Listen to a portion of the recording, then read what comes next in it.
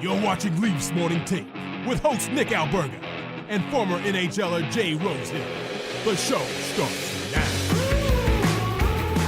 It is Tuesday, September 10th. Nick Alberga and Jay Rosehill back together for another edition of Leafs Morning Take. How are you, buddy? It's been a while, man. How was your European tour? Any good stories? Lots of great stories, none of which I can actually tell on this podcast, but it was a phenomenal time. We marched through a good portion of Croatia, went to Dublin, finished up in Berlin. Have you been to Berlin, by the way? I have not heard good things. One of the most interesting places on the planet. If you're a big fan of clubbing, I wouldn't even call it clubbing. It's a different world out there, and that's probably the best way I can phrase Berlin. But when I left Berlin, I was like, I'm happy to have left Berlin. I had been there a couple times before, but man, it's a different animal in that place. I'll tell you more off the air. Well, good for you. Is your mind clear and ready to focus on hockey now for a few months? It is good. I'll be honest. The last week and a half have been really, really tough for me. I'm pretty strong. I'm composed, man. Like the Giordano stuff got me. I don't know if you've noticed. I haven't tweeted in like a week and a half. I watched a lot of yesterday and the funeral. It just got to me. It's I'm not going to break down, but it was just senseless. And you see something like that happen. I don't know for you, like it really, really put life into perspective that like every day is of vast importance. You don't know what's going to happen tomorrow, but man, that one stung. It really, really stung. And not to take a turn on this podcast, but I felt it was appropriate to bring that up yesterday with the funeral. But the last week and a half, I've just felt weird, Yeah, man, there's nothing about it that's soft or easy. It's people have been talking about it, and every time you see something else come across your feed or across the television and see that funeral and the memorials, it's a reminder of how devastating that is for, just that family and fans and everything else. But my heart just goes out to that family, man. I can't say it enough. Yeah, very well said. It just, again, a new wrinkle comes out by the day. We find out yesterday that Johnny's wife, Meredith, was pregnant. And it's like, makes sense of this. Like, some things happen in life, man. You're like, this makes no sense. Watching even his father, Johnny's father during the funeral, like the man just so broken. I just don't know how you recover. I don't know what you say to somebody. Like there can be an outcry of emotion and an outpouring of support, but life really starts for them today. So I thought it was appropriate I bring that up because before hockey, there is life. It really hit me hard. It continues to hit me hard. It's not fair. And I think it just shows you how valuable life truly is. In one fell swoop, it can change. And again, I alert everybody out there. I know this message has been out there for the last week and a half. Don't drink and drive. If you have money to drink, you have money, to get you home without driving. That's all I'll say. I just thought it was important to bring it up before we start things here. Yeah, it's the easiest thing you can do this day and age. You got your phone in your pocket, and there's a plethora of different ways you can get your ass home. So use your head and take this tragedy as a reminder to never do that. Even when you're in a bad frame of mind and you're a little bit blurry, just remind yourself all the time that you're not going to do that kind of thing, and it's easy to avoid. So there's no excuse for it. Very well said. And again, feel for Sean Monahan among other people. The guy goes home to play with his goes to Columbus to play with his best friend, and sadly won't get that opportunity again. Our hearts pour out to the Goodrow family. Just a very, very difficult time. Tough transition, Rosie. But again, I felt it was necessary to talk about that before we dive into hockey. There's a lot of Leafs news. How you feeling first and foremost about this team? I know we talked about 2-3 weeks ago, and you're like, man, it's taking so long for this season to come. But next thing you know, we're 29 days away from the opener here. Yeah, bang, bang. And like I keep saying, with that number keeps shrinking, but camp and preseason's even closer. It's a stone's throw away, and things are happening now, and Nick Robertson got inked up, and there's rumors about other things. So things are starting to move and shake, and it's a reality that's coming closer and closer every day. So I'm pretty excited, to be honest. Yeah, I'm Jack too, man. It was a long summer in some respects, but I would say maybe because I was in Europe, things sort of flew by the last couple of weeks, and then training camp's going to get underway. Producer Vic telling us preseason game 1 in 12 days. Like, this is getting real. It's an exciting time of year, especially for somebody like me who is not a big fan of football. And by the way, stay tuned later on for the last call. I'm going to put Rosie on the spot. You're going to pick a Super Bowl winner, and that's going to be our bet here on Leafs Morning Take. So stay tuned for that. Lots percolating on the Maple Leafs front. In mere moments, we're going to get into that. First and foremost, I encourage all watching right now, listening right now, hit us up on YouTube. Like, subscribe at the Leafs Nation 401, where you can find us here on YouTube. Hit that subscribe button, hit that like button. Leafs Morning Take, wherever you find your podcast, make sure to leave us a 5-star review. That would really help grow this podcast.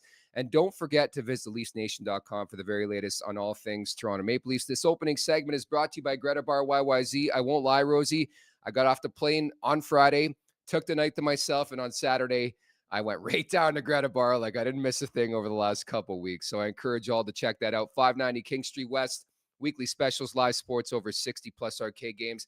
I know you're coming down in a couple of weeks. We're going to make a visit to Greta for sure. Oh, you bet. I was just gonna say I'm counting down the days on more reasons than the season starting. I want to get out to TO and do a live show or two, but more importantly, get down to Greta and see what's going on. I haven't ventured that place. I was there and it was just about finishing construction and looking for its grand opening. So now that the doors are open, I want to venture that place in a hurry. They did a great job, and I look forward to doing some stuff with you over at Greta. Speaking of which, speculation has been out there the last couple weeks. Did he want out? Did he want to stay? Did he want to go?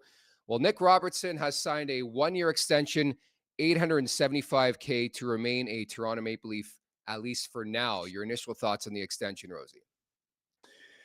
Yeah, I just it's odd to me because like this year more than in the past, there seems to be some openings and some holes and some opportunity for Nick Robertson where you could argue last year the writing was on the wall that it was going to be difficult for him to get into that jersey more often than not and to have a full-time place and to be able to get the opportunity to make an impact. And, if his contract was done last year, I kind of would have understood, hey, I'd like to ask for a trade. And, sometimes that gets the fans back up and they're saying, oh, he doesn't want to be a Leaf. It's not always the case. It's actually not very often the case. I think there's nothing more he'd want to be than be a Maple Leaf. But, when you find yourself in a position where, your career's ticking by and you're losing valuable years and you just find like the depth chart isn't in your favor and you look at other teams saying I'd be a full-time third liner, second liner on that team, but here I am kind of buried in this one, that, you and your agent get together and say, maybe we got to ask to get out of here because we can't afford to lose this many years. But it's odd because this year there was opportunity for him. There was writing on the wall that there might be a spot for you. And, Craig Berube has told him and been vocal and public about it. There's going to be opportunity for you. That doesn't mean you're on the team and you're going to play 16 minutes, any of that stuff. It means you're going to get your shot. So I hope he's ready. I hope he's had a big summer. And, it's one of those things where they could ink that deal and, maybe he still gets shipped out. So it's not a guarantee that he's going to be a full-time impact player on the Maple Leafs roster. But as of right now, that's a big step in the direction of that actually happening. That's exactly what I was going to get to. This doesn't preclude that a trade doesn't happen, whether it's today, 2 weeks from now, before the season gets underway. But I think it sets the wheels in motion for a variety of things. But you have the contract, which I think adds a number. So let's say a team is interested in Nick Robertson. They know what his number is going to be for the season. So I call that a big win. It also tells me there wasn't really much traction. I know people were talking about an offer sheet. I don't think anybody really was that keen to acquire Nick Robertson. Like, now's not the time to acquire Nick Robertson. You're not going to get much value. And that's why I think the Leafs have been hesitant to trade him. From the onset, I felt like it was a weird request because oftentimes, like we all know, and maybe, this is not public, but I'm sure he wasn't the biggest fan of Sheldon Keefe. Like, sometimes you would know it better than most people. It doesn't work with certain coaches.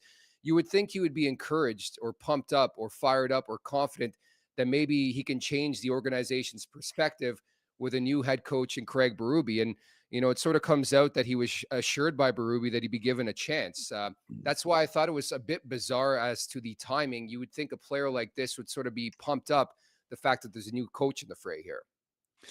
Yeah, like I said, it would have made sense for him to, do that the year prior, although his contract wasn't up. So that's why that didn't happen. But it would have made more sense logistically for it to happen last year, where this year, like you said, it seems like, if he's not happy with his position and with his with his pecking order within the depth chart and the roster and the organization, then you'd think this summer he'd look at it and look at the changes they made. And, you get into August and you think he'd say, well, look at this. I think there's a chance for me to really, plug one of those holes and fill one of those spots and earn a job where I'm a permanent member of the Leafs. And then, I'm sure he believes in himself and he says, I'm going to go and take the reins and do something that says, oh, here's Nick Robertson. He's arrived. We need him. He's part of our, future. But his mind wasn't there this summer, I guess. Him and his agent decided they wanted to, vocally and publicly kind of say that we want out. He didn't do it in any disrespectful manner or anything like that. I'm not piling on him for doing that, but the timing was odd, as this year I think there's more opportunity for Nick Robertson than there has been in a while. No, that's exactly it. Like you look at the left side, it's wide open for you. And I think honestly, what happened too is like the player and the agent realized that it made absolutely no sense to miss the start of training camp. Like if you wanted to hold firm on your requests for a trade, it made absolutely no sense. And they came to their senses clearly, signing this extension with the Maple Leafs, that it made more sense to go to training camp, prove your worth. I think it's a win-win. If Robertson still wanted out or wants out, and he plays well, I think it ups the trade value, and all parties involved are happy. No. Yeah, I mean, we'll see. I just trades these days, everyone just wants to snap their fingers and make a trade. But True. like, Yeah. I'm sure Tree Living was working the phones and dropped Nick Robertson's name to every conversation he's had in quite some time. And obviously nothing was made to come to fruition. And that's just because it's hard these days. There's lots of teams that have guys like Nick Robertson, and they're not interested in taking on another contract, taking on another, a player in that position. But, as the chips start to fall and teams start to form and training camp starts to move, maybe something falls into place. But as of right now, I see him, battling for a spot. And, potentially, if that doesn't work out, say they sign a Max Pacioretty, or someone that, or an Easton Cowan just outperforms him, and they feel like one of these guys is better suited for that spot than Nick Robertson, then he might have to go and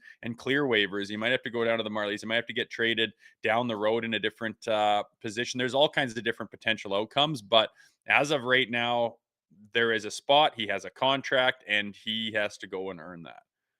Certainly, and I would just stress too. I put out a tweet about 5 minutes before we came on air. The Leafs are trying to make a trade, free up cap space, and that's for a variety of reasons. Among them is a speculation that's been building earlier today via Darren Dreger regarding Max Pacioretty and Jani Hakanpaa. I can tell you on Pacioretty, it sounds like that's trending towards the finish line, as he's going to be a Maple Leaf. Nothing signed yet, but I can tell you it sounds like it's trending towards the direction of Max Pacioretty being a Leaf. And I saw in last week's show, you guys discussed Pacioretty, the fit, and a lot of people weren't in favor of it. I was gonna say the unanimous theme amongst fans on our comment board was no chance in hell do I want that guy on our team. They said they've seen that movie before. They've brought in older veteran guys and they don't keep up and they don't stay healthy. And I mean, it was unanimous. It was a unanimous no against Max Pacioretty, at least on our feeds. But I wonder if there's a little hint to that is his history of being a Montreal Canadian, if that just mentally sours some people in Leafs Nation. But nonetheless, I do get the feeling that they're moving forward to having him inked up potentially very soon. And if that happens, it brings in a whole new spectrum of conversation pieces as far as what this is going to look like on opening night. So I'll say this. I think, again, we think it's going to happen here. Low risk, high reward. We just talked about it with Robertson. There's opportunity on the left side. You bring in a savvy veteran like Max Pacioretty. I get it. He has been through a lot the last couple of years. Before that, he was one of the premier snipers in this league. I think he brings a bit of a veteran presence. I think if you shelter him, if you play him in the right position, even on PP2, I think he could provide the secondary offense that this team has been looking for. Maybe that big time goal in the Stanley Cup playoffs. But again, it's like now he's like a year removed. Like I like the fact that last year he played the majority of the season, so he's sort of a year removed from the back-to-back ACL surgeries. Like that was tough. It was just like bang, bang, bang, and we didn't see Pacioretty for like 2 years. So I like the fact that he's played past that. Obviously, not working in his benefit is like his age. He's mid-30s now, but I still think Pacioretty has something to offer, and it's all about fit. I really never saw the fit with the Washington Capitals. In Toronto, it's a different story because there's guys who can get him the puck. Yeah, we'll see, man. It's there's a lot of unknowns. I mean, is the pedigree there? Is the experience there? Is the talent there? Absolutely, but has age caught up to him? Are those injuries hindering him? Is there anything out in the future that's going to go and get him again? Is he going to tweak his ACL? Is he prone to injury? Is that nagging injury? Has that affected other parts that are waiting to go on him? The things that athletes don't want to think about and want to assume will never happen. But in reality, when you're looking at bringing in a player like him, you gotta keep that in mind that, hey, there's more parts of this guy's body that are on the way out than are Yeah. getting stronger. So you gotta mix the good with the bad. And I mean, I don't mind, like you say, it's a low risk thing to bring him in. And I'm just excited for, say, Robertson, Pacioretty, and Cowan to all battle and go through that preseason and go through camp. And I think it's a good chance they're going to make the powers that be upstairs with the brass. They're going to make their job tough. And they're going to say, do we go like those are drastically different people and players, say Easton Cowan and Max Pacioretty, like two opposite ends of the spectrum of potentially very, very successful careers. Do you want the experience and that's kind of really what he brings, is experience of Pacioretty, or do you want the frothing at the mouth, guy that just cannot wait to show the world what he's made of in Easton Cowan? And is Nick Robertson going to have something to say about it? It's an interesting thing where before, only a few weeks ago, we were sitting here going, well, who the hell's like, we're lean, we're thin. And I'm not saying all those problems are solved, but at least now there's opportunity for someone to rise to the occasion and stand out and say, this is my job. That's exactly it. And I think the other important thing to stress is like the trade deadline is months away. So I think right now, whether Robertson's in the mix or not, signs the extension, Pacioretty's going to sign here. You give it a fair, honest go. And I think as you lead closer and closer to the deadline, if it's not working, you find a piece that works in your top six. Like that's why I never understood this pressure, from Leafs Nation to replace a Tyler Bertuzzi who goes to Chicago. I think you can slow play things, man. Like they have enough firepower in that lineup, specifically the big boys, where it's like they don't have to jump to conclusions and make decisions really, really quickly. And I give them credit. They haven't. But down the road, if Pacioretty doesn't work, if Robertson can't find his footing, if Cowan's just not ready for this league just yet, you can make those roster decisions down the road and really, tinker with your roster when it gets closer to the trade deadline into the playoffs. Yeah, that's true. And fans, especially fans of this organization, are pretty emphatic about the team and Yeah. don't have a lot of patience and have been waiting all summer long, which is not an ideal time for a hardcore hockey fan. And as soon as that puck drops, you want your roster to be shining and gleaming, and you want to enter the league and say, this is who we are, and you want to know how good you are and be all excited about it. But in reality, especially with this team, like you mentioned, there's not a real emphasis on coming out of the gate and dropping the hammer and blowing the league away. I mean, this team can get into the playoffs almost with their eyes closed, barring any catastrophic injuries and goalie problems or that type of thing. But like you said, there's time for them to figure this out. We don't know what this team's going to look like under Coach Craig Berube, and there's time to let these pieces fall in order, let the chips fall, see who's acclimating to the new system and the new style and the new identity, and then give it a month, give it 2 months, wait until November and the beginning of December. You say, okay, I know what we need, I know what we're looking for, I know who looks good and who looks bad. Say Pacioretty's on the roster, I kind of get a sense of where this guy's at in his career and what he has to offer this season, and you can make a decision then, and then start shopping and looking at the market and trying to put the pieces in place. Like you said, the trade deadline is a long ways down the road, and there's not really a huge urgency, as much as hardcore fans probably don't want to hear that right now. There's time to play with right now. There is. And Rosie, here in Leafs Nation, we're always looking for signs.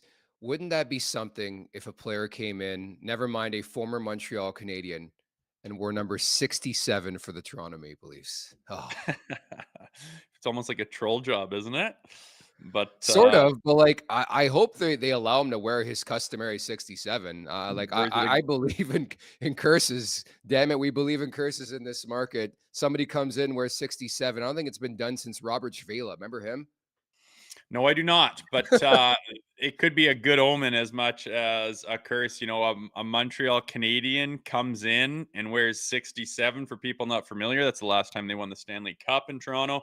And maybe, I don't know, the finicky things that have happened to this bloody organization over the last, I don't know what that is, 50 some years is pretty wild. So maybe just something silly like that could break something loose if you're one of those people who believes in omens and things like that. You never know. You know what I believe in? Jani Hakanpaa. Like this Do soap you? opera, dude. It's September 10th. This soap opera started on July 1st, and it sounds like we're reaching the end of this thing where it's like Hakanpaa, he is going to be there at training camp and he's going to sign a contract. Again, that was according to Darren Dreger earlier today. He talked about Pacioretty, but he talked about Hakanpaa too. It sounds like it's all systems go for Hakanpaa, where at one point it was like, I don't know about the knee, but I guess he got the green light, and I'm curious to see this guy play in camp here. Yeah. So is that contract not done, or they have to No, still hasn't been pound officially that out? signed. So I have a feeling that over the last few weeks, after they come to, you know, an agreement and understanding of where his health is at as far as injuries and progression through, you know, where that all sits, if they come to a conclusion that, yeah, this kid's ready to play and we want him, then it's just like, okay, we got to kind of figure out that dollar value term on this contract. So I imagine they're kind of hammering that out right now. But again, wouldn't be surprised if there was some news dropped in the next short while. And I think that if that does happen, there's no problem with having some more depth and some more chess pieces on this back end. It doesn't bother me one single bit. Yeah, especially on the blue line, you wonder Connor Timmins, like right now, if Hakanpaa, assuming Hakanpaa comes in, he's like number 8 on the depth chart. So we're going to talk about Mark Giordano coming up in a couple minutes as well. Where would he potentially fit into this thing? I just don't think he fits, but we'll get to that. I want to get to Mitch Marner. I'm sure you saw this last week on the latest 32 Thoughts podcast now with Elliot Friedman and Kyle Bukauskas. According to Friedman, Mitch Marner has taken this summer very seriously. He's apparently looked dynamite skating in Vail recently with Nathan McKinnon and Sidney Crosby. Where do you want to start with this whole thing, Rosie? Whoop-de-doo. I mean, that's where I want to start. Like, what do you expect him to look like shit in the summertime? He's a high-end, high-skill talent. You go watch high-end, high-skill talented players in the summer, they look ridiculous, man. No one's trying to hit them. They got all the time in the world, and they, of course, look freakishly good. They're working on their skill, working on their skating, working on their shot, working on everything, and they look phenomenal. And why would he not take this summer very seriously? He's I mean, it's a contract year for him where he's, you know, primed to make how many tens upon tens upon tens of millions of dollars. Of course he's taking it seriously, and of course he looks good on a friggin' summer skate. It doesn't do anything to blow my hair back. I'm more concerned about the same old BS with Mitch Marner. Yeah, you're really skilled and talented. No one is arguing that.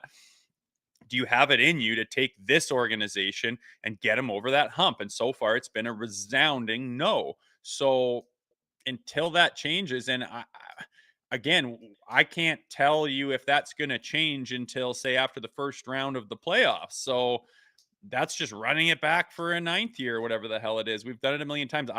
There's nothing Mitch Marner is going to do that's going to blow my hair back until he goes to war in the playoffs and takes certain games where he puts the team on his back and gets the bloody job done and says, yeah, that was playoff hockey and I'm capable of playing it. Until then, nothing's really going to blow my hair back. So I don't know what we're expected to say when Elliot Friedman says he looked really good in summer skate and he's taking this summer seriously. Like that's great. Like what the hell would you expect? Yeah, I agree. I think the phrasing could have been a bit better. I listened to the podcasts on the way, a flight from like Split to Berlin was like a 3-hour flight. I listened to the Leafs part. I get it. But my thinking was like Mitch Marner's always look really dynamite in the regular season. Just to your point, I think the key phrase as to what you said was the extra time. I don't think anybody is nitpicking Marner's game in the regular season, the preseason. We know he's going to be great. Man, if I had to put money on Mitch Marner getting 100 points for the first time in his career, I'd put good money. I'd put my least one take hosting career on the line. Like that's how confident I feel. This is more about the Stanley Cup playoffs. And I think Leafs Nation is in unison. Like we all fully agree Mitch Marner is a special talent. He is a marquee player, star player in this league. It is more about the Stanley Cup playoffs. And that's why I don't want to hear that he looks great. And he's fucking, he's skating with McKinnon and Crosby. Like, come on. Like, it's not like he's skating with David Kampf and Calle Yarncroke. I'm sure you can, put away a couple passes from those two. And I'm taking nothing away from Marner, but that story did nothing for me because I care more about the playoffs in game one. And will his game be modified to cater to a playoff game? And that's the anomaly of Mitch Marner, right? No one, it's not like he's this garbage bust of a player that everyone's, done with by any stretch. As much heat as he takes that heat, not because he's a bad player, but because he's such a good player that can't make that come to fruition in the playoffs. And it's not just him, but he's the one that stands out more than any. And he's the one who's looking for a contract right now.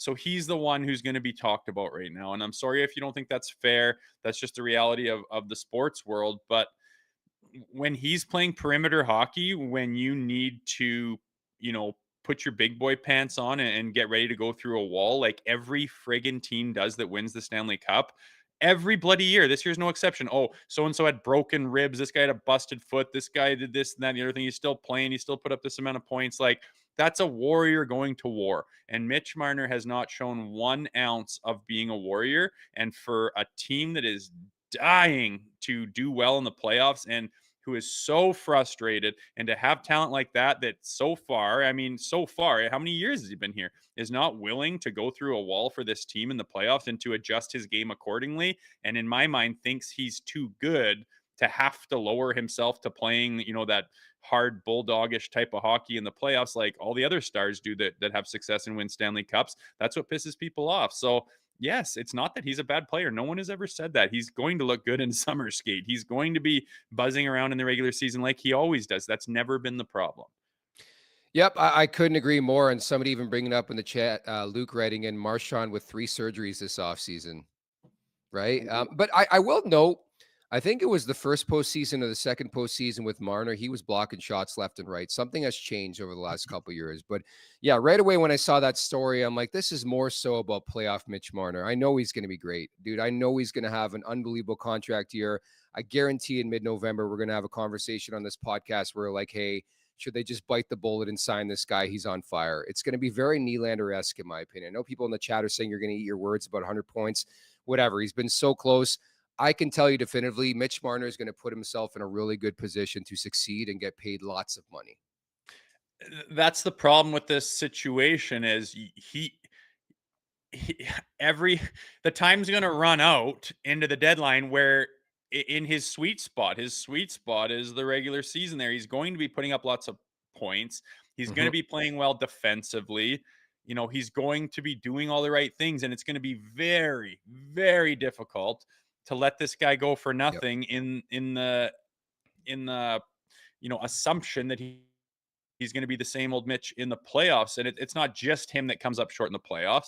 So I'm fully expecting him to be lights out and for them to sign him to a long-term extension. But in my mind, if you're going to give him the money that he's going to command and that he's going to ask for and take, then it's just I'm sitting here going, good God, is he going to somehow become Brad Marchand in the playoffs? I don't see it. I don't have any reason. He hasn't shown me anything to believe that.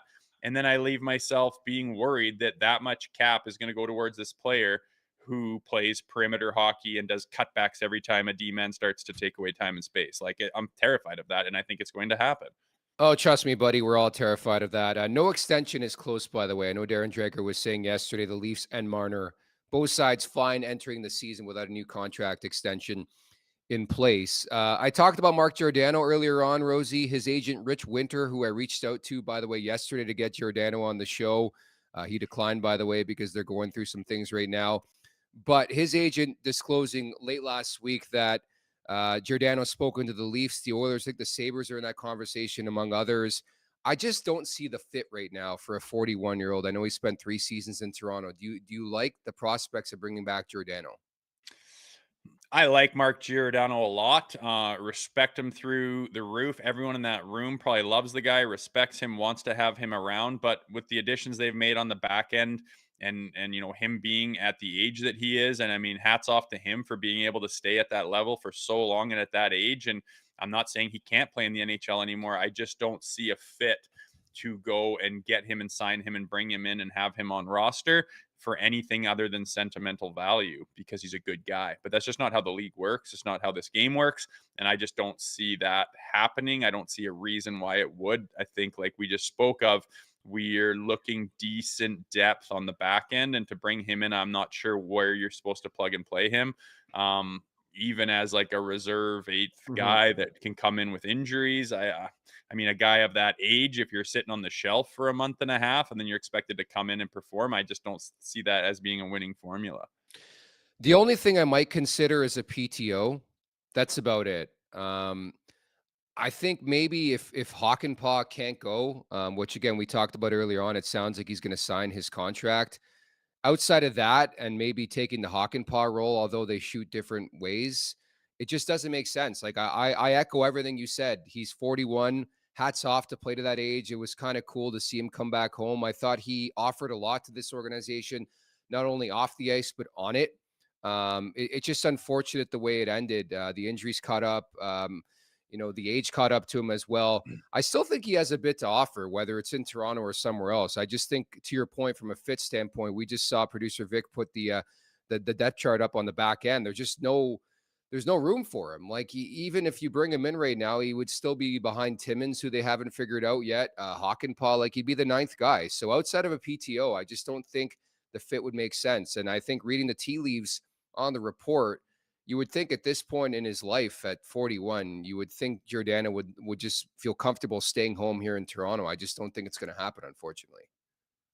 Yeah, we'll see. And again, hats off to him for having the drive and wanting to go. I mean, I shut it down at like 34 because the body was just saying no. The drive wasn't there. I didn't have the step. And I mean, he's doing that almost a decade deeper into his life, which is super impressive, and hats off to him. But I just don't think that because the guy has the drive, that means that you need to make a spot in the National Hockey League for him, especially on the Toronto Maple Leafs, who are trying to do what they're trying to do. And yeah, like you say, if he comes in, he's probably going to be the ninth guy. And let's just say they do it. And, he sits on the shelf for a month and a half, and then say they do run into injury problems, and good thing we got Giordano here. Okay, go throw a 41-year-old guy who hasn't really in any meaningful way touched the ice in a month and a half, 2 months. Like, good luck on him being effective. It's just not how bodies work. So for me, that's just a no. But I could see him still hanging around the team in some capacity, as producer Vic just said as well. Could see him be an assistant GM down the road. And for as much time as he's spent in the hockey world, the experience he has, he seems to have a head on his shoulders, likened to a guy who would want to be part of the brass and be part of the management of a team. So that could be cool down the road too. But that doesn't mean to me he has to go and be a player this year at this point in his life. Destined for the front office. I would totally agree with both of you on that front. We did hear last week that there have been preliminary discussions with Jake McCabe. We've talked about him quite a bit throughout the summer. I was curious to see the Adam Larson extension yesterday. I believe he's 31. McCabe is 30. Same type of defenseman. I would probably take McCabe over Larson. But I think if I was trying to prognosticate like sort of a market, what it would look like, I believe Larson got 4 times 5.25. I think McCabe's going to get 5.5 to 6. I don't know if you agree or disagree, but at least it gives like us a ballpark of what to expect on a potential extension for Jake McCabe. You love the guy, right? Yeah, I really like him. He's kind of got that back end, demeanor that I think they have been lacking in the past. And I think they have shored up here so far this year. And they're one of the big reasons I'm excited to get this season going more than others is what they've done to the back end and see how those guys all click together and how they play. He's a big part of that as well. So I'm high on him. If he goes away, like, you're just looking for the exact same guy to try to bring in.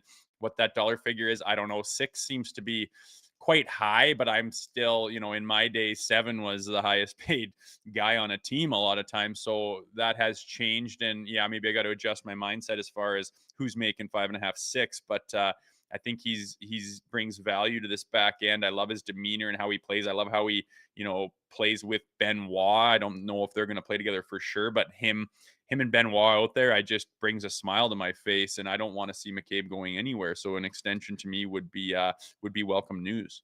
Yeah, the 5.5, 6 is probably like 4.5, 4, because the salary cap is, maintaining and continues to go up here. But yeah, I have the same problem when I see a guy sign for 7, 8 mil. I'm like, whoa, but then you got to comprehend like the way it's going, where Connor McDavid's probably going to make 15, 16 million bucks a season. We just saw what Draisaitl got. We saw what Austin Matthews got. So from that perspective, yeah, I think that's sort of the ballpark I'm thinking for Jake McCabe. I mentioned this earlier in the summer. I'm playing the waiting game, Rosie. Cap space is your friend in this league. We've seen it so many different times. When's the last time the Maple Leafs had cap space to be adventurous? I love McCabe, don't get me wrong, but I'm not rushing to sign this guy. I want to see how the season goes.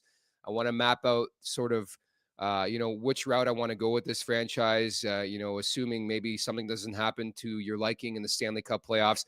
I want that flexibility. I know you want a guy like Jake McCabe, but I'm probably waiting. I'll be honest. Well, why wouldn't you give me the benefit to the Toronto Maple Leafs of signing him right now? Like, what an odd time. Everyone's kind of ramping up for the camp and for preseason and contracts here, and there's other things that are kind of more pressing than that. If I Yeah. were the Toronto Maple Leafs, I'd be like, "Hey, Jake, we love you. Let's cross that bridge here down the road when things calm down." And if you're Jake McCabe, you could say, "Well, okay, I'm going to take that time to put the hammer down and really excel and maybe bump my stock a little bit in that time." But I just don't see a value for the Maple Leafs and for Tree Living to go and extend him at this point in time. It seems like a weird time to do that. Like you mentioned before, there's lots of time for that kind of thing. Talk to me in late November and like let's just on a quiet Friday afternoon sign him like they tend to do, and yay, way to go, handshakes and announce it and away you go. I just don't see why you'd need to do it right now. I agree. There's no pressing issue with the extension of Jake McCabe. Look, I'm excited for this season. I really am. I like Craig Berube coming in. I like what they've done with this roster. I like the blue line. The more and more I think about it, the Stolar signing with Joseph Wall, assuming he stays healthy, is a good look. Like, I think this team is prepared to do something special. Having said that, I also am excited with the fact that for the first time in years, Rosie, maybe dating back to your era, they're going to have legitimate cap space next summer to reimagine this roster. And I wouldn't want to hurt that, and that's taking nothing away from guys like Jake McCabe and others. And there's been conversation about Mitch Marner, John Tavares. I would slow play this entire thing, get down the road. If you lose these guys, you lose these guys. Maybe it's a bit tougher, pertaining to your big boys. I get it. A lot of people, big fans of Mitch Marner. You just don't give away guys like that. But I think cap space is just so vital in this day and age of the NHL, where it's like you have that opportunity next summer. I'm keeping as much money as I can for that market. Yeah, and you'd be smart to really look down the road at what free agents are coming up. Like, what is that free agent pool going to look like? They always got, that time of year that we just went through, the rankings of who's the most sought after guy, the Jake Gensels and this and that. And, you can time it and look at who's going to be coming down the barrel, and are they a realistic, venture for the Toronto Maple Leafs to get a hold of. And, you can start licking your lips and be like, we can finally be the big dogs to make the big splash on July 1. We can finally, add like crazy and totally, have the ability to reinvent our roster and our identity of what that looks like. That's a special thing to have, and not every team has that. And more often than not, teams are dying for cap space and are handcuffed by their contracts and aren't able to make a splash in free agency. So we will see. I mean, Tavares is coming off that 11 million is just a gouge right now in the salary cap, where he's, let's be honest, not worth anything close to that right now. But that's the reality of signing a guy like him for that type of a deal. And what happens with Marner, I have no idea, but there is going to be cap space to play with. And that is exciting because you can finally be a player come around July 1. And I haven't gone far enough ahead to look at who those guys could potentially be, but there's always some studs that a lot of people have no chance in hell of even talking to. And finally this summer, like you said, the Maple Leafs could be in those conversations. Just think about the possibilities. All I'm going to put out there into the universe: Marner could be off, Tavares could be off, McCabe could be off, among others. At the very least, and you're going to call me crazy, July 1, 2025 will be such a polarizing day, and I think you know where I'm going with this. That is the first day that Connor McDavid is eligible to sign an extension. At the very least, put yourself in a position that if McDavid were to become a free agent a year after that, you are in a position to sign the best player ever. That's all I'm saying. A guy who's a local product. That is all I'm saying on this front. Guy who lives here, trains in the summers, got a lot of affinity for the area. I mean, it's not the craziest thing in the world. I do think that signing of Leon Draisaitl would affect it in the negative as far as Yes. Leafs fans would be Yeah. concerned. But crazier things have happened. At least it gives Leafs Nation some way to hope, and to think that Connor would leave Leon and say, "Oh, I don't think that would ever happen." But keep in mind, he'd be leaving Leon and coming into Austin Matthews and Nylander, which I'm sure they could probably find a way to have some success. But again, I'm sure people outside of Leafs Nation are laughing their heads at us right now. But hey, we can dream, we can hope, and crazier things have happened. Pipe dream. That's all I'll say, but never say never in this day and age. Certainly when it comes to the best player ever in Connor McDavid. I know that's pretty crazy what I'm saying, but I do feel like he's going to be the best player ever. Might be already, but certainly the best player in this league. Mike V writes in Konechny, Bennett, Theodore, some names who could be UFAs next summer. Shea Theodore comes to mind right away. There's just going to be some names available. All I'm saying is I would just love some cap space. I don't know what form that comes in, but I'm slow playing any process when it comes to contracts right now. I just am. Konechny, man, that kid turns me on. He's just, you want to talk about a guy who understands what the playoffs are. You put him in a position to go and take control and just beat a team to submission with his aggression and with his attitude and with his skill. And he puts it together. He's tailor made for the playoffs. I really like that kid's attitude. And again, like someone we've talked about earlier in this show, just doesn't seem to have that kind of a thing. So players like that are always a welcome thought when you're thinking down the road. So just hear from Frank Saravalli. Despite new contract, belief is Nick Robertson is still more likely to be traded than open the season with the Leafs. So keep that in mind. There is also solid interest in Robertson. And it's always easier to trade an asset under contract as opposed to an RFA, which helped him sign. So that leads on to the report that we said earlier on about the Leafs working towards a conversation about a trade. Really can't speculate who, but I did hear earlier today that Robertson's a guy. It doesn't preclude a trade just because he signed a contract. So they've got everything Interesting. covered here. I haven't picked your brain about your thoughts on Easton Cowan. Like, is he a viable option to fill that left side hole that there seems to be? Where's your mind at on the young stud like Easton Cowan? Yeah, so everything we just mentioned today, there is opportunity on the left side. Whether Nick Robertson is here or not, Max Pacioretty, if you're just tuning in, it's trending towards Max Pacioretty being a Toronto Maple Leaf. I feel pretty confident in saying that. I feel confident in saying that. But Easton Cowan, I think will get an opportunity here at the very least. It'll be very similar, maybe not the same, but like Fraser Minton last year because he came out of nowhere. I think Easton Cowan is on the radar. And that's just my belief where it's like he comes into camp, he proves his worth, does his thing, produces, checks the boxes. Man, at the very least, I think they give him time to start camp. And then you go from there. You start to assess, you start to monitor what makes the most sense. Do we send him back to junior? Like there's a whole checklist. But I think if he continues to pass the barometer for what you want to see on a daily basis, I think he's on the team. And I think there's opportunity to be on that team. And I think if Cowan proves his worth, they'll make a roster spot for him. And I mean, he damn near could have made the team last year as a child. He was absolutely buzzing. And I'm of the ilk that he has gotten heads and shoulders better than at that point 12 months ago with his development in the O. And you can't send him to the American League, which I just do not agree with. You have to be, you got to be 20 years old to play in the American League, but you can be 18 to play in the National League. So it's NHL or OHL, which he's clearly outgrown. That just, in my mind, is something that needs to change. I think that's silly.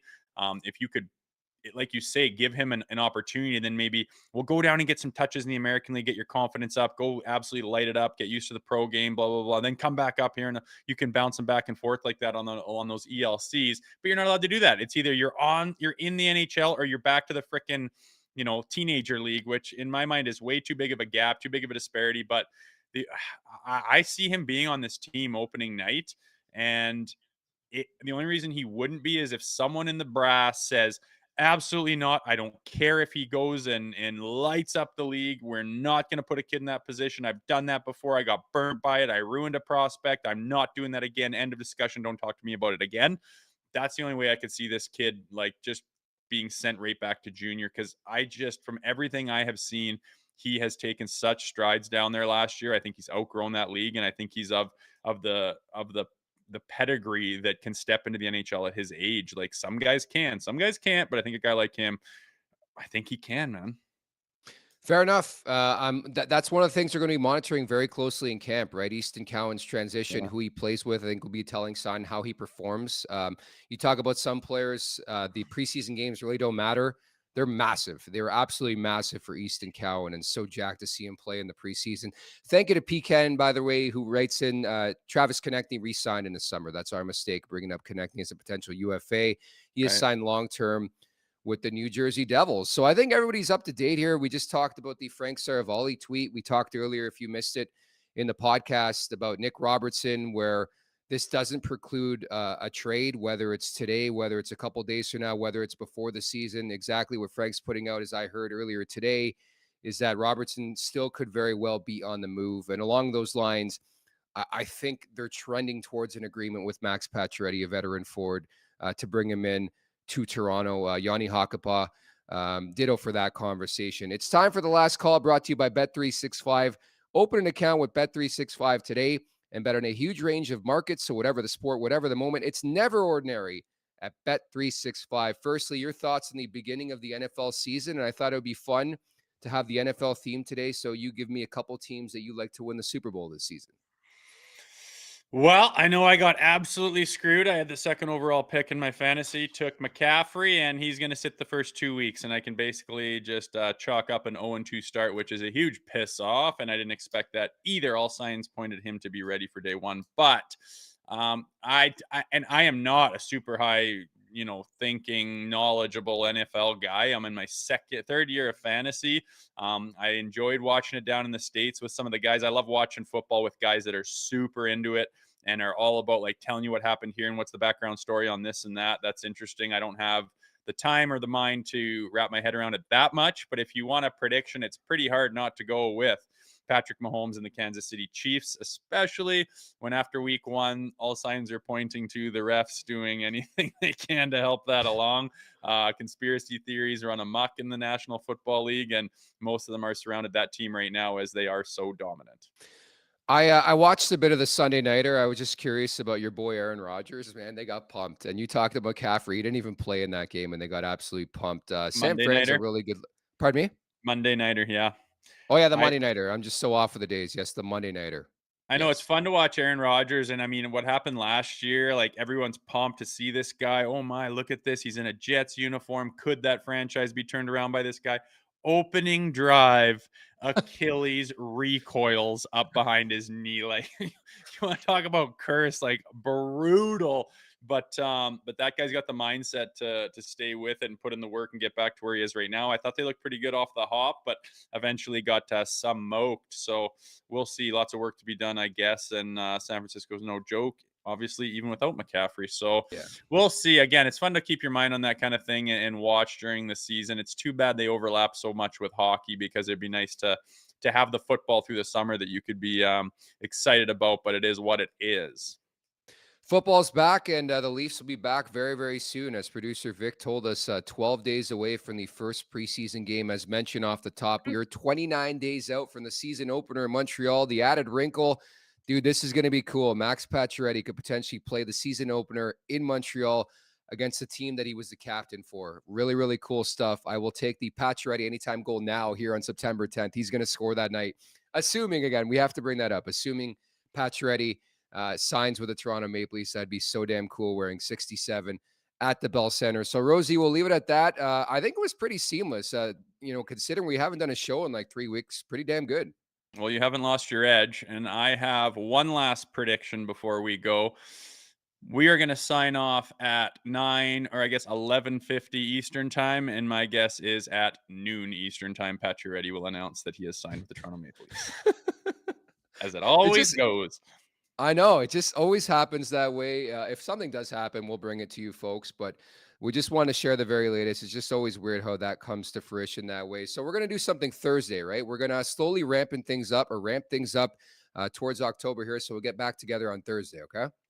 Sounds good. And we're no stranger to putting out a little teaser if something big drops too. So watch our channels for that. Exactly. At the Leafs Nation 401 here on YouTube. A lot of you in the chat right now, hit that like button, hit that subscribe button. Pretty please. Leafs Morning Take, wherever you find your podcast. Make sure to leave us a 5-star review. Don't forget to visit theleafsnation.com as well. For Jay Rosehill, producer Vic, I'm Nick Alberga. We'll talk on Thursday. Take care. Make sure to check out more of our content right here on the Leafs Nation YouTube page. We got long-form interviews, we got clips, we got epic rants by Jay Rosehill. We simply have it all. And don't forget, you can find out much more at theleafsnation.com. Thanks so much for watching.